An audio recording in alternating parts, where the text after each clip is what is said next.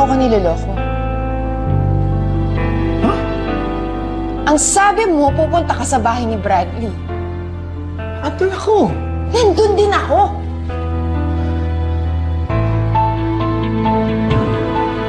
Ano sinasabi mo? Idri, wag mo nga akong gawing tanga. Ano? Ano ka?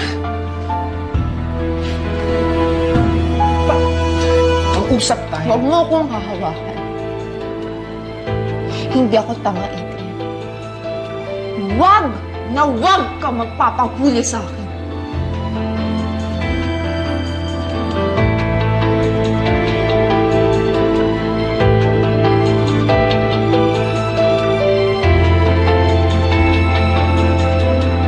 Ano ba itong pinagsasasabi mo sa akin?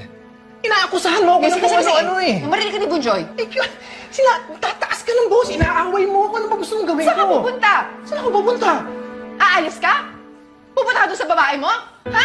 Kung bababae ka na naman, kakauwi mo lang, aalis ka na naman. Anong babae? Anong babae? Alam mo yun mo, napakasinungaling mo, saan ka pupunta? Saan ba nagkasala? Saan ka pupunta? Wala! Saan mo gusto pumunta? Nandun ako, nagpababa ako! Nanay, tatay, bakit po kayo sumisigaw?